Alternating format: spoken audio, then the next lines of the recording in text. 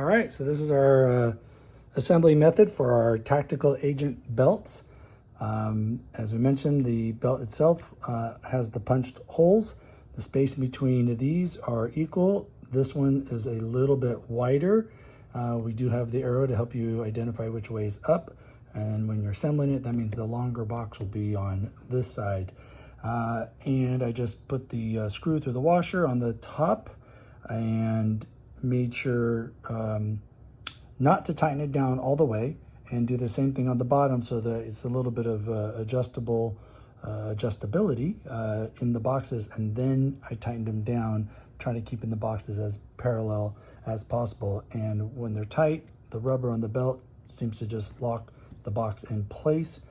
And that's pretty much it. So those are good to go. And then our next step is going to be putting the Velcro on, where we need to use an adhesive to do the hook and loop.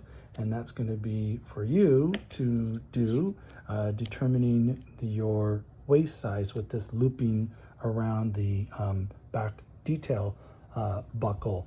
So just yeah, so Velcro and Velcro, hook and loop, and same thing here, or vice versa, so you have the loop folding back towards you. So hook here, loop here, or it might even just be 2 inches and 2 inches. It really depends on what your waist size is. Again, this is going to be going around the skirts as well as your entire outfit. So it's not like it's an actual, it's just a decorative belt. It's not a real waist belt. But oh yeah, I forgot to mention, I hand tightened all the screws. Don't use a power drill. That way you can really sense you know, it tightening down. And you will need to drill the resin boxes, and I believe these are like 5/8 or maybe even 3/4, something like that, so that way you know your depth on how far to drill. And that's it. So that's the progress in the assembly of the tactical agent belts and belt boxes.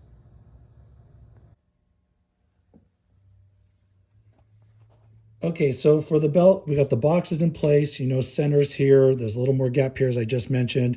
And I said that you're probably going to need to glue your own Velcro on. And then we use the kind of barge style contact cement. And it's the sew-on style Velcro. So it's the kind that does not have the adhesive. But you have to determine your waist size, knowing where that separation is going to be of the two Velcros, because on the back, it's going to fold and loop through the metal pieces. All right, so then you imagine you got to know what your waist size is. So when this goes through, it's going to come through here. It's a tight fit, and loop around, and then Velcro on the inside. So you're wearing it like this. Okay, that makes sense.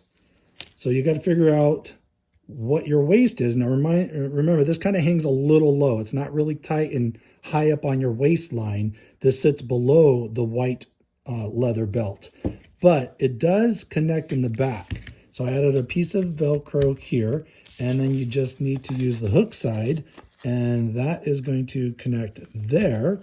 And on the back of your leather belt, you'll have more Velcro, and that sticks here.